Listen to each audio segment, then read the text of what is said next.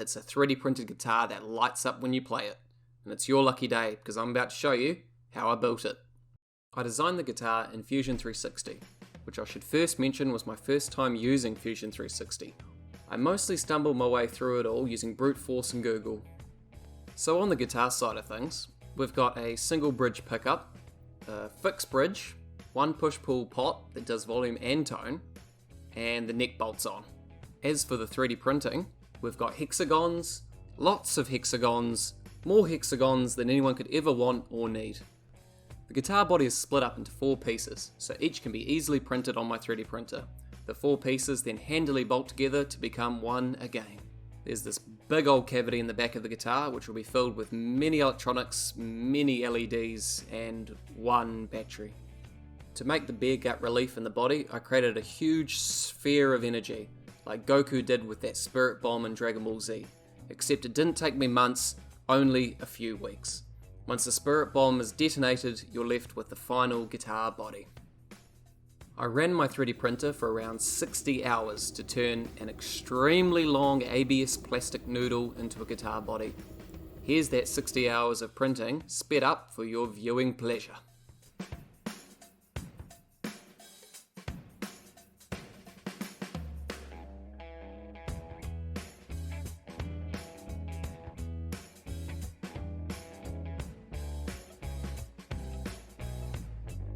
Here's the parts that I printed in all their plasticky glory. At this point, I'd already installed some bits into them because I'm impatient. But this is mostly how they looked, fresh out of the printer.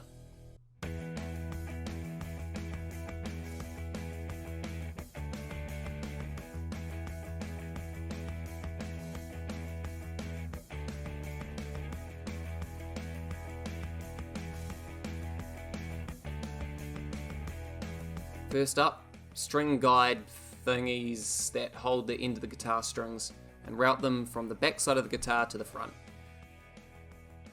To assist the bolting together of the body parts, the centerpiece has these metal M4 nut inserts that I first lightly screw in to get them to bite, and then I use my mini lightsaber to heat up the inserts and push them all the way in.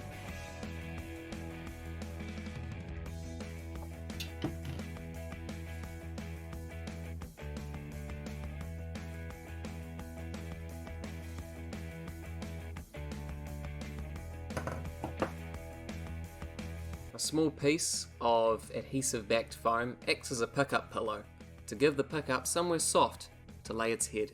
The bridge is simply thrown onto the body and held in tight using 5 self-tapping screws.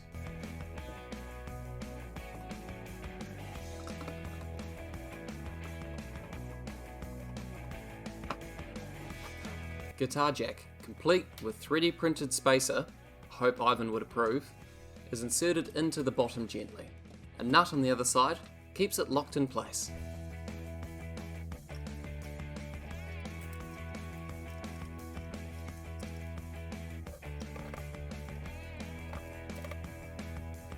Here's the dual volume and tone pot.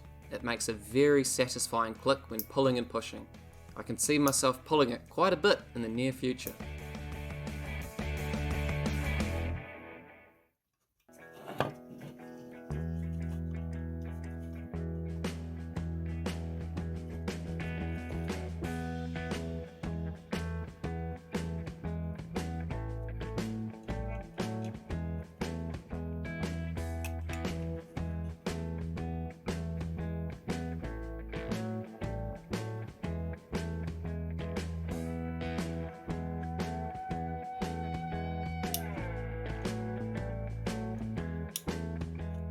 Guitar strap pegs are held on with very long self-tappers.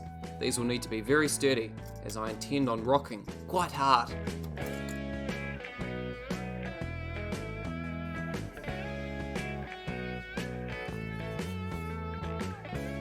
two upper body pieces mate together like they do on the Discovery Channel, and a single bolt combines them forever.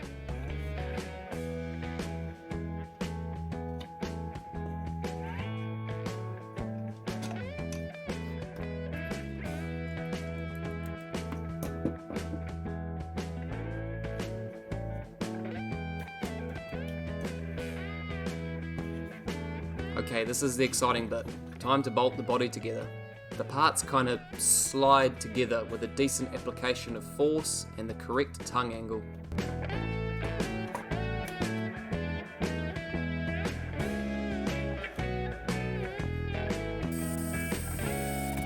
Many more bolts than is needed to hold everything together. Because if it's worth doing, it's worth using too many bolts. Wow, this whole time and I've not even mentioned the neck. Truth is, I've been a dirty cheat and just brought one off the internet. The idea of 3D printing a guitar neck makes me shiver at night, and I prefer to sleep, so here we are. To give the headstock some 3D printed flair, however, I have once again reached into the hexagon box and pulled out many hexagons to make a little faceplate for the headstock.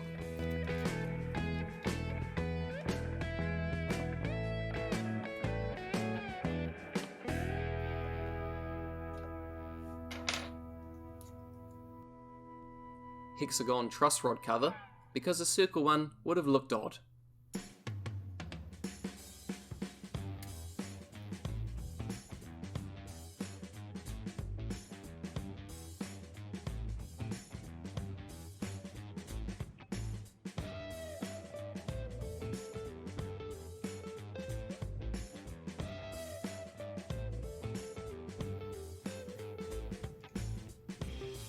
Neck just pushes in from the front with a good heave, bolts up the back, get it tightened down good.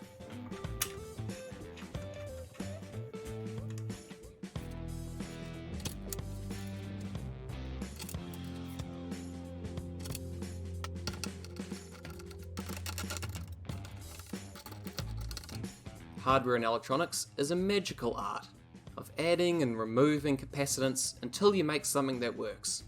In my case, I went through two somethings. One that kind of worked, and another that mostly worked. Starting with the kind of worked, I used a whole bunch of off-the-shelf components. I failed to properly understand the nuances of not sucking all the sound out of a guitar without correctly buffering the input. Blah blah blah blah blah. Version 2 came around, which I had a friend help me with, and it's much sexier, much more correctly correct, and it works too. Writing the software was next up, and luckily for me, I'm an embedded software engineer by trade, so this part was my forte. I'm using ARM's FFT implementation to process the sampled guitar input, and then using the FFT output to dictate which LEDs to light up and at what brightness for the LED spectrum analyzer main lighting mode. I also threw in a bunch of other LED modes, which are animations that are influenced by the intensity of the shredding. May I present to you the finished guitar.